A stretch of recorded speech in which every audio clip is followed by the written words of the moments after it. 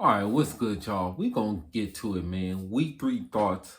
Week 4 is coming up tomorrow with the Thursday night football game.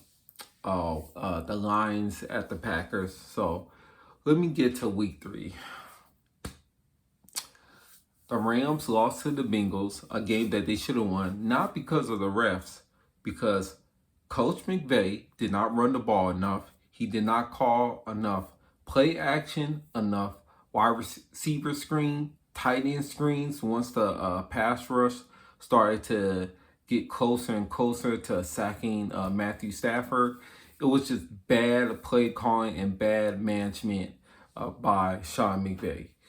He's better than this. The Rams have to win against the Colts, or else they're in big trouble for the rest of this season. um, what was the other game? I'm trying to think. Okay, the Eagles versus the Buccaneers. The reason why the Eagles have been winning this year is because their defensive line and their running game. Their running game with Swift has been the best thing offensively for them this season. They've been amazing with the running game. Hurts has been mid. I'm going to keep it real. He's been mid. But having DeAndre Swift in the offensive line, the way that they run that ball and they keep attacking, and then the way that they execute their quarterback sneaks into the red zone, or I should say end zone, is amazing. But yeah, the way that they run the ball, I wish Sean McVay would do that. I really wish he wouldn't be so stubborn and so finesse and would say, screw it. You know what? The passing game's not working. Let's run out of shotgun. I gotta go back. But when he be on these 31s, instead of running the ball out of shotgun, he throws. He makes it so predictable for the defense. And that's what I like about the Eagles offensively. They run the ball on 31, 32. They don't care. They'll just keep running the ball. And they do it out of shotgun. There's no single back, no I form, no strong guy, no weak guy, none of that. It's just straight up shotgun. I love running out of shotgun, especially on Madden. So Rams need to borrow that in their playbook, and they need to get another damn running back. Oh wait, they traded Cam Akers to the Vikings. Go figure. Anyways, speaking of the Vikings, they could not even win at home. That's how much they stink. The Chargers got their first win finally. I don't trust neither teams. I don't trust the Chargers to make the playoffs now, and I just don't trust the Vikings overall. They might as well tank so they can get Caleb Wilson in the first pick, and then they could be the best team in the NFC North next year, because they'll have the best quarterback with Caleb Williams. I don't care what none of y'all say. So, yeah, that's my take right there. Lions did their thing against the Falcons, but they have a must-win situation this upcoming Thursday against the Packers. Saying that the Packers, neither team can really afford to really be 2-2. But, well, the Packers can, just because they're not expected to be great this year, but the Lions are expected to win the division. So they've got to go 3-1, and they've got to go 3-1 by beating the Packers at Green Bay tomorrow night, that is. And I think they will. Bills were excellent defensively. Offensively, they still, but they were excellent defensively against Commanders. Made Sam Howell throw 4 picks, and the defense took over. So they won 37-3. I am skeptical, even at home, about them beating the Dolphins, because the Dolphins are the best offense in the NFL. NFL by far. They scored a 70 burger on the Broncos, who are just terrible.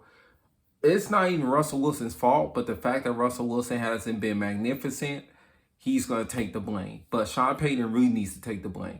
The defense that was great last year of the Broncos is now bad. Just how the Saints defense was bad before the last couple of years of Drew Brees' tenure there with the Saints. There was like 3 years in a row where they just did not make the playoffs because the defense was so bad. And the Broncos defense right now is so bad. And Sean Payton hiring Vance Joseph has a lot to do with it. This is on Payton.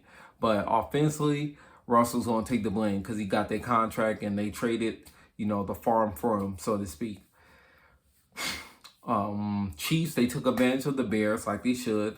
Chiefs should go on a winning streak for a while, because there's not many teams that can really beat them this year, with the exception of the Bengals and the Bills those really the top teams. I think they're going to beat the Eagles. The Eagles just have not been good off passing wise on offense. So I think they'll beat the Eagles. 49ers took care of business against the Giants. The Giants tried to fight, but it was too much at the end. 49ers should, I'm not going to lie, unless they lose to the Eagles this year, which I actually think they will during the regular season, but if they don't, they should definitely be number one in the NFC. This is me being objective as a 49ers hater. I can't stand Deebo Samuel. I really can't stand that man.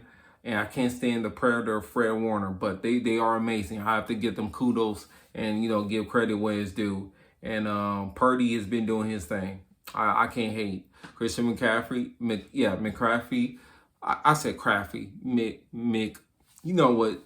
Damn it, screw the 49ers. They're great. I can't even say his name right now. McCaffrey. We're mispronunciating these dudes. Who else? Oh, upset of the week goes to the Texans. I know the Cardinals beat the Cowboys, which was shocking, but the Texans were excellent. C.J. Stroud was excellent, and the fact that the Jaguars right now are 1-2, I'm very disappointed in them. Someone could say that the AFC South is better than expected, but I don't agree with that. I think the Jaguars are underperforming. They're underwhelming and they're not performing on a high level. So I'm gonna put that more on them than is that their division got better. But once again, shout out to the Texans. I hope they get I don't know who they're playing this upcoming week. I gotta check and see. But the fact that they won this game speaks volumes, and they won it away. The Colts. Kudos to the Colts and Gardner Minshew, who stepped in because Anthony Richardson couldn't play due to a concussion, I believe, and they upset the Ravens. The Ravens look like the same old Ravens, I'm not going to lie. A bunch of injuries and too reliant on Lamar Jackson passing and running. Way too reliant. So they're in big trouble. And speaking of trouble, I think the Browns are going to cause trouble in that division. Look, Deshaun Watson finally had an actual good game. His first really good game as a quarterback for the Browns. He was efficient, in which I said the previous week. As long as he's efficient, the Browns, they can really get into the playoffs and they can really fight for the winner of the AFC North. Their defense is that good. They just need Deshaun Watson to be efficient.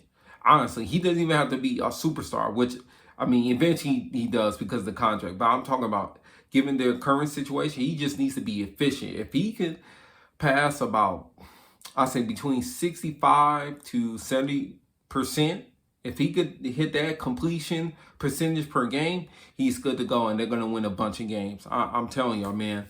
The Steelers, they took advantage of Jimmy G. Jimmy G is terrible. They need to start Aiden O'Connell. The Raiders need to start him. AOC, start him.